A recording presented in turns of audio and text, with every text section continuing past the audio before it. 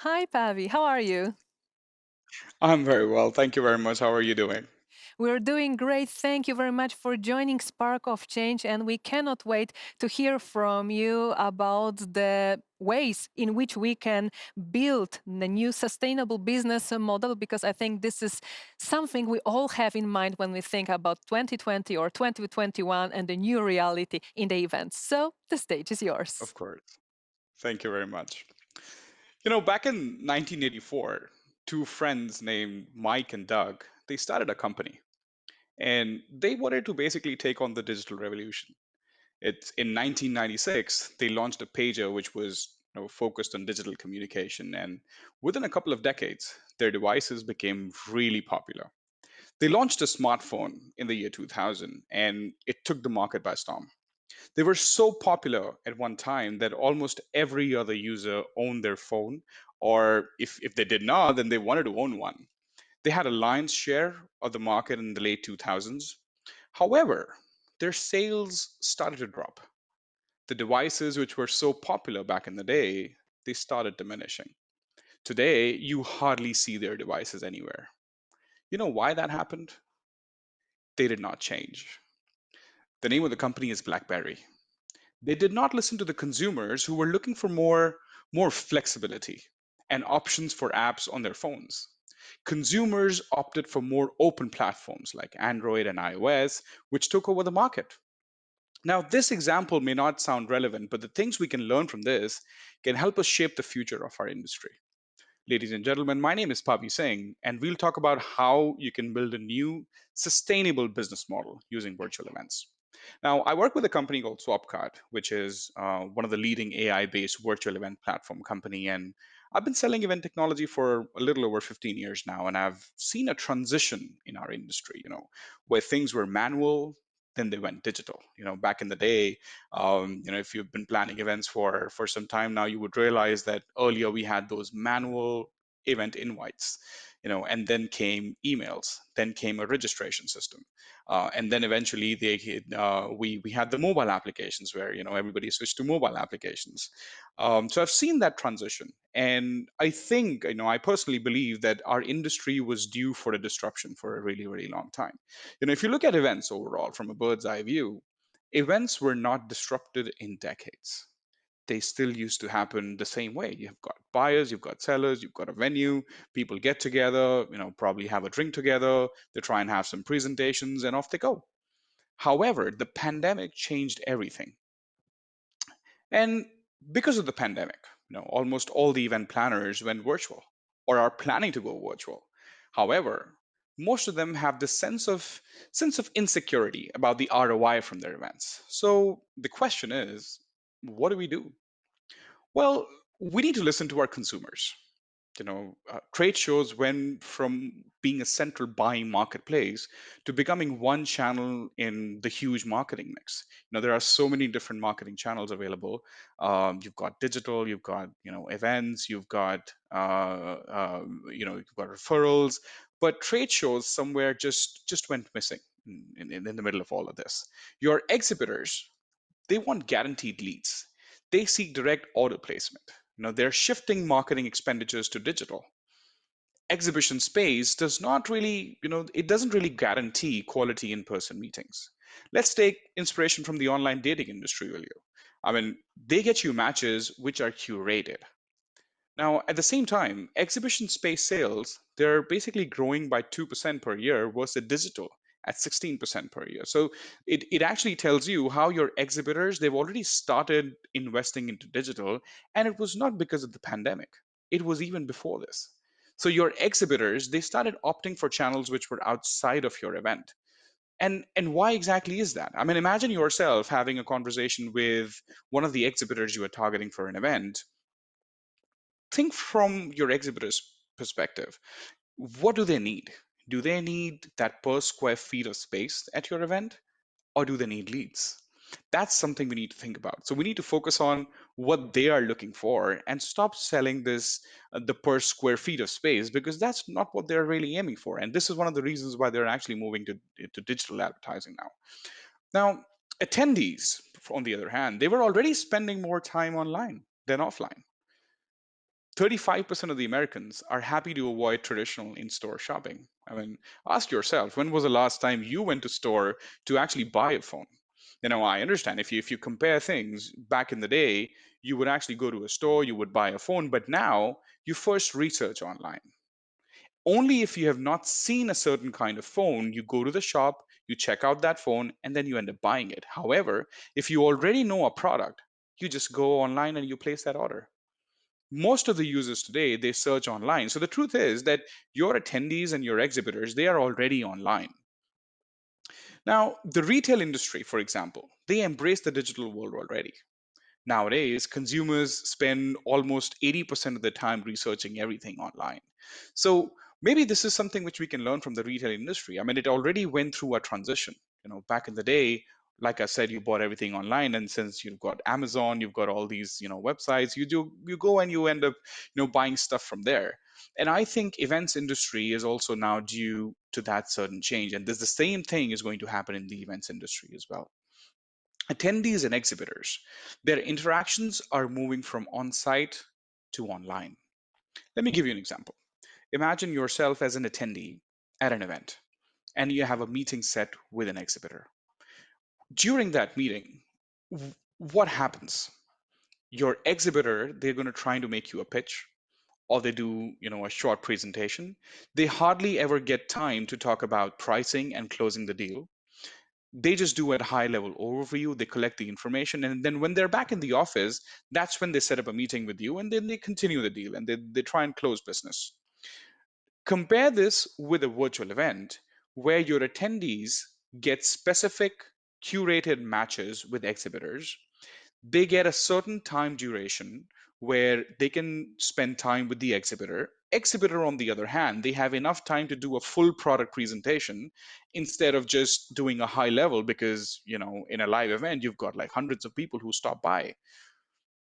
So imagine this kind of a situation where you are able to provide all this information as well as quality appointments to your exhibitors online versus on site, where people either stop by or they just do a high level, overview of the presentation. Now, internet is already becoming the primary mode of distribution. I mean, if you, apart from the retail industry, you look at the music industry, look at the news industry. We already talked about the online shopping industry, and now I think it's time for the events industry. Companies that fail to evolve will face bankruptcy. Look at what happened to Kodak, the film company. They did not go digital. Look at what happened with Nokia. Another great example where they probably didn't do anything wrong. They just didn't change. People were looking for more options.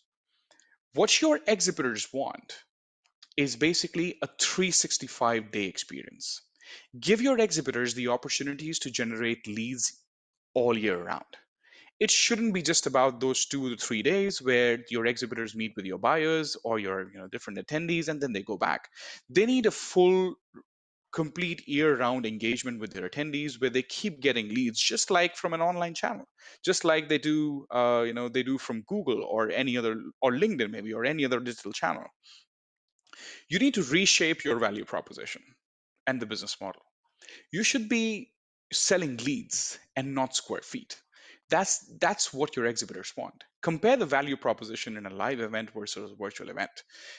Like I said, in a live event, if you have 100 attendees who pass by and it just looked at the exhibition booth, can you track that?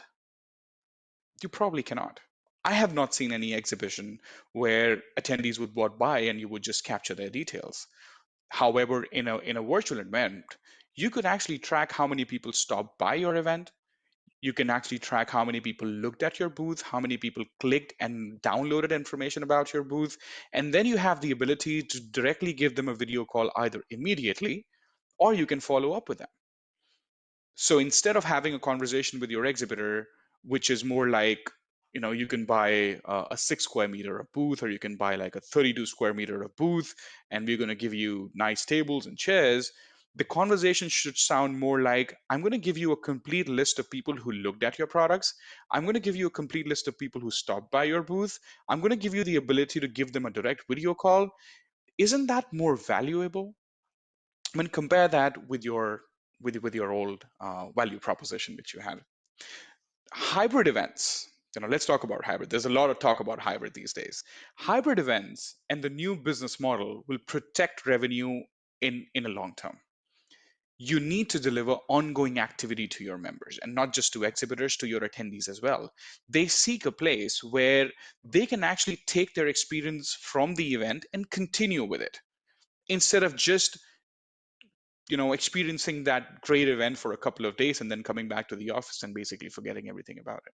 For example, one of the great way is, and I actually take this example from the retail industry. Back in the day, you did 80% of your shopping from stores, and you did probably 20% from online stores, because online model was new. And now you basically do 80% of your shopping online, but only 20% of the times you end up in a store where you actually go and look at the product yourself. If we apply the same logic to the events industry, there are exhibitors who already know the buyers.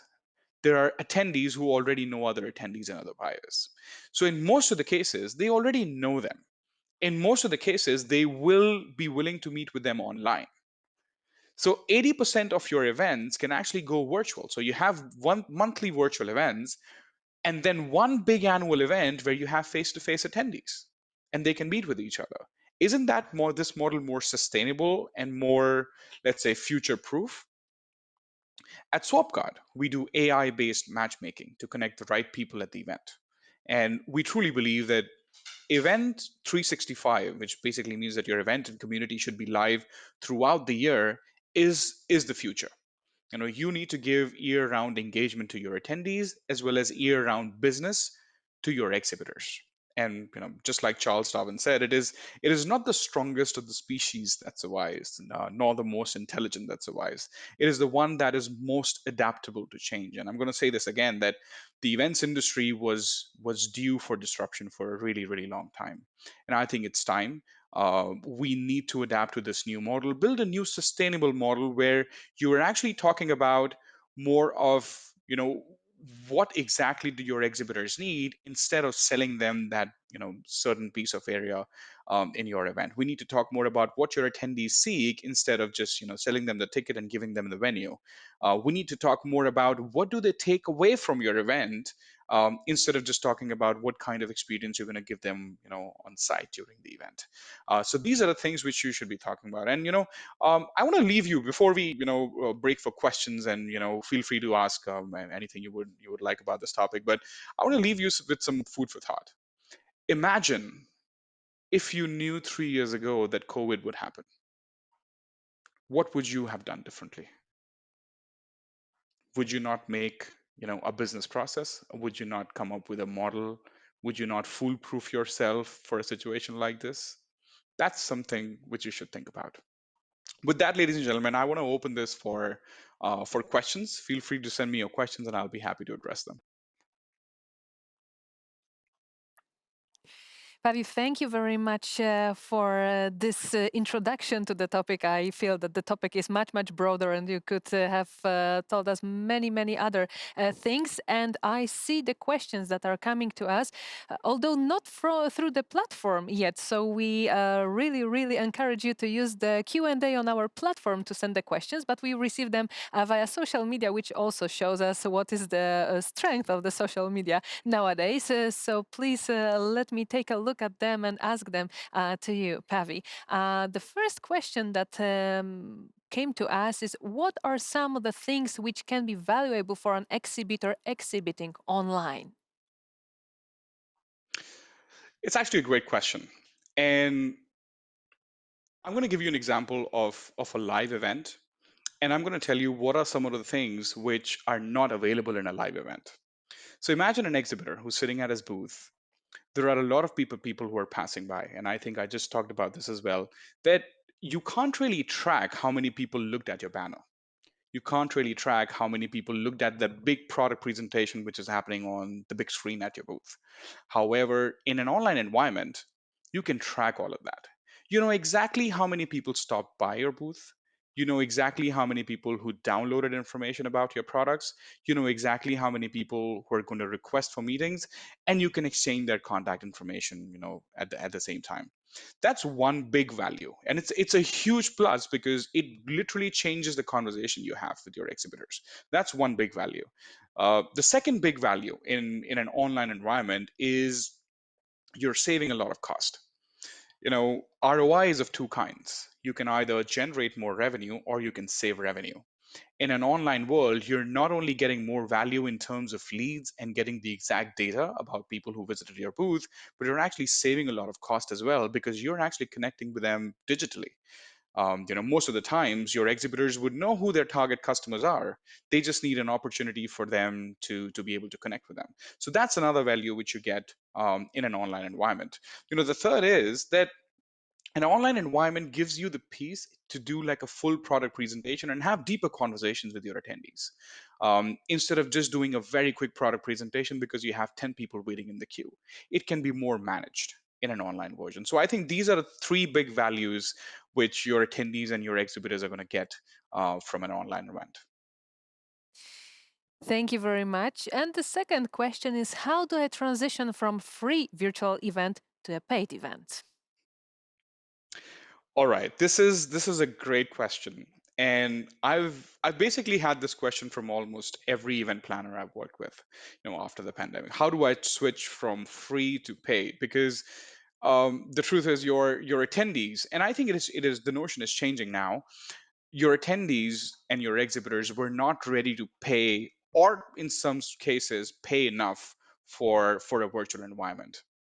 And I think it is going to change slowly because you are the ones who need to show them the value.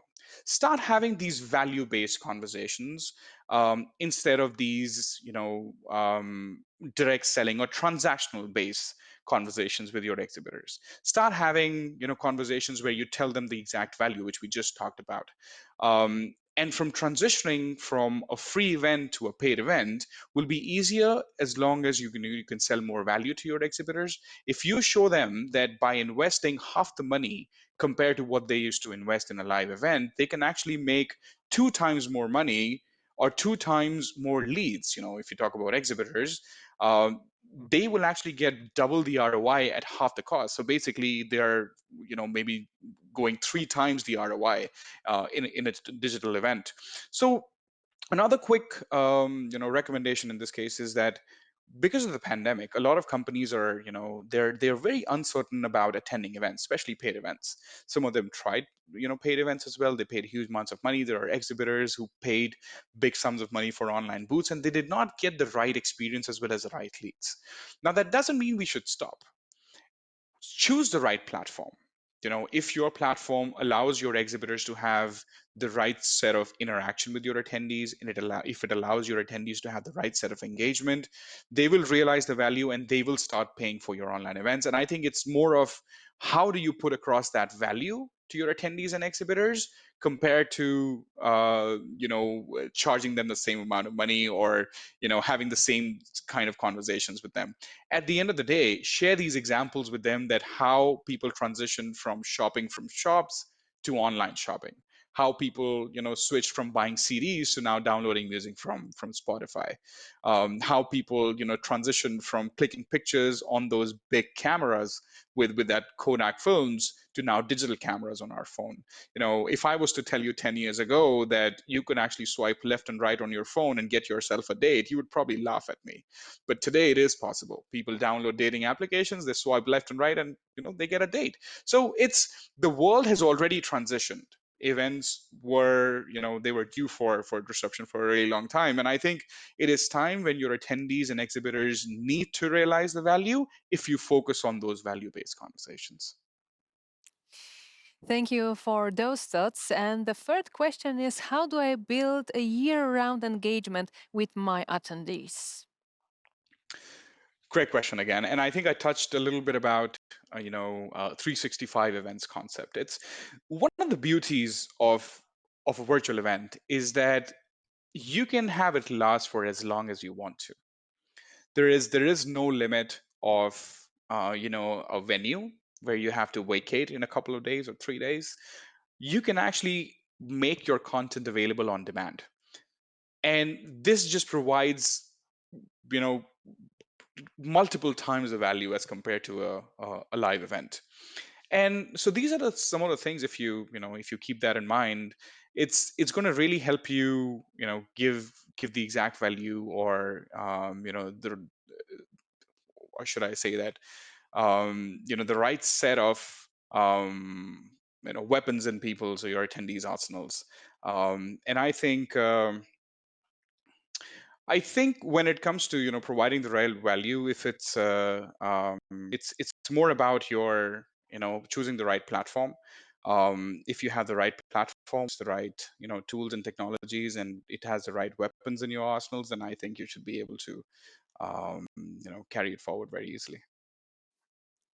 And as I see, we are coming back to money with our fourth question, because we are coming back to monetizing the event with our with or through our exhibitors, if I understand the question correctly. So once again, please talk a little bit more about monetizing our events. Okay, again, and this question is very important. I don't mind addressing this again and again, because this is the crux of the whole session, and this is basically the crux of the whole event industry today. How do you monetize stuff? And I think the question we really need as event planners, the question we need to ask ourselves is that, what are we providing to the exhibitors in return? And and what do we give them so that they give us the right value for our online booths? So monetization, like I said, ROI is of two different kinds. You can either save money, or either you can generate more revenue. Generating revenue always wins over saving cost. If you are an event planner who's making a business case in front of your management, you go to your board and you tell them that I'm going to save you $10, or on the other hand, you actually tell them that I'm going to help you make $10, they will always listen to the plan where you're actually telling them how to make more money. So monetizing in a virtual environment through your exhibitors would come in again back to the value based conversations. If, like I said, your exhibitors don't want a per square feet of space. Your exhibitors want more leads. They want more business, and they want the ability to close more business. You know, Another example which I would give you is in a live event. There are so many leads which are collected, but did you know that almost 80% of those leads are never followed up on, because there's no tool to manage all of that. It's When you collect a lead, there is no process or how you collect a lead. You don't track how many people stop by your booth, but guess what? In a virtual environment, you track all of that. So all those leads, they nicely go into your CRM system, or your customer contact system, or your sales tools, maybe Salesforce or anything, and then they sit there nicely. And then your sales team can, they can start reaching out to them. So there's no leak in the middle. You get all those leads. So that's one of those value propositions you have in a virtual environment, because everything is very tight. Monetization also comes in different ways. How you would sell different things in a live event, like, I'm going to sell you 4 more chairs at your booth. I'm going to give you a big screen at your event, or I'm going to give you the ability to put like a huge banner at the at the main hall. Instead, you can give the same amount of things in a virtual environment to an exhibitor, but only more trackable.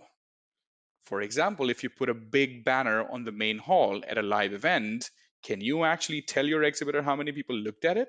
You can only just tell them how many people walked into the main hall. But in a virtual environment, you can actually tell them how many people actually clicked on it, how many people were actually routed to your website, or how many people actually clicked on your link and were routed to your booth at the event.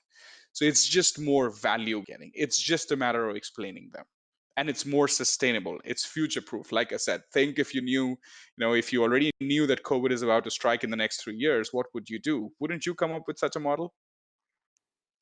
And one of our viewers is interested in the opposite perspective, asking, is there anything according to you which we can't do on virtual and which we can do in physical events? I think there is plenty of things we could discuss, but maybe you have something from your experience that strikes us in terms of can't in the virtual and can during the real event. I'll I'll tell you what. I'm going to go a bit scientific over here. And this is a smart question. And I've had this conversation a lot of times before with planners. Scientifically speaking, in an online event, you only appeal to two of the human senses. People can only see stuff and they can only hear stuff. In a live environment where people are, on site, you actually can appeal to all five of their senses. They can taste stuff, they can feel stuff, they can do a lot more things.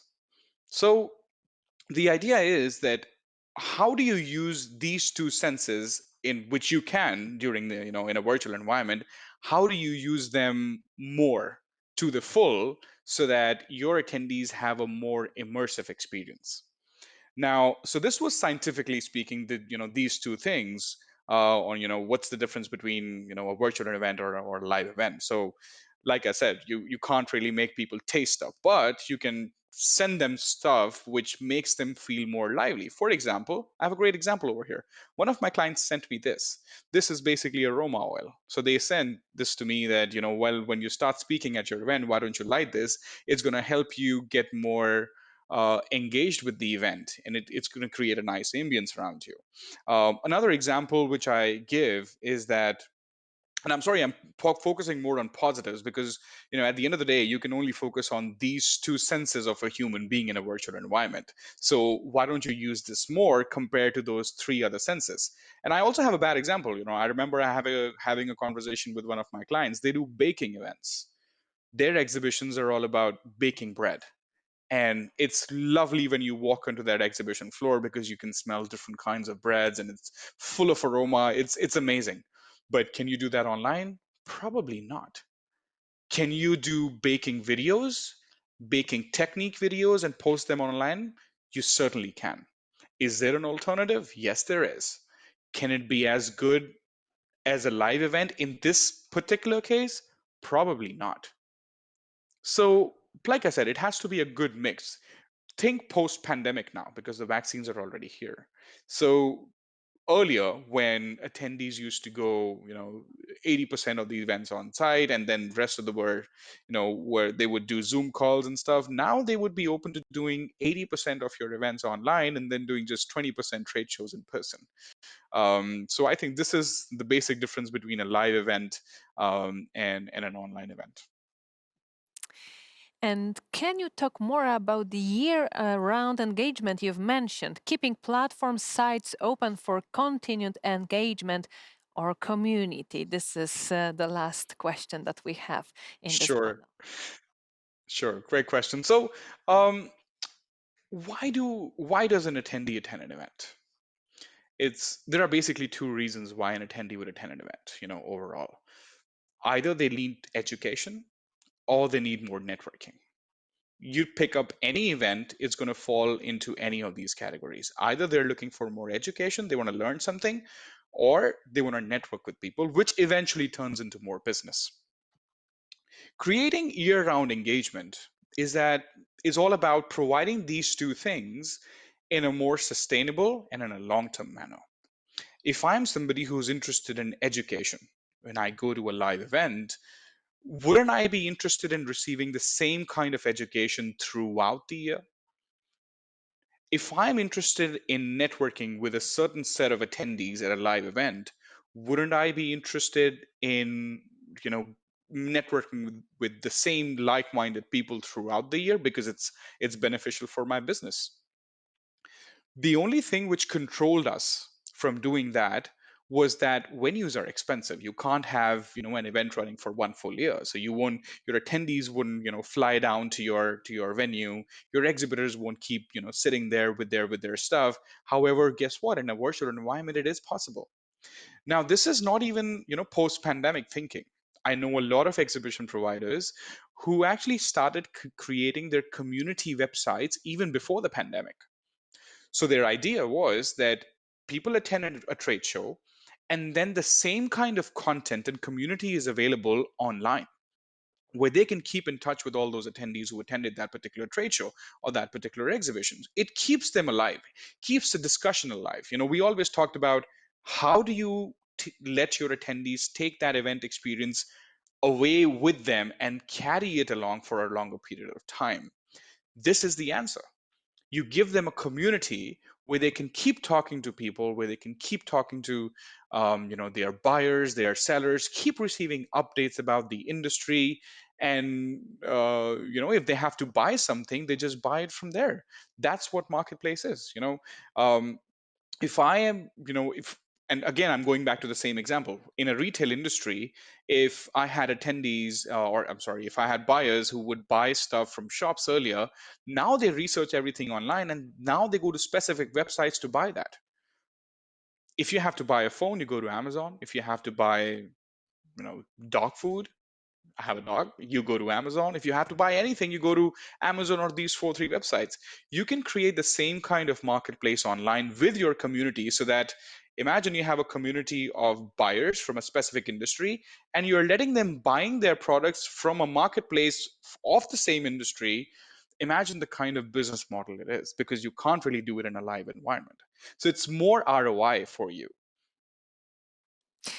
Pavvi, thank you very much for all your insights. I hope that we can use most of those ideas in the nearest future, especially that, yes, you've mentioned that vaccines are here, but still we have to have in mind that 2021 might be mostly for the online events still or for the hybrid events. So thank you very much once again for being with us. You're very welcome. Thank you so much for having me.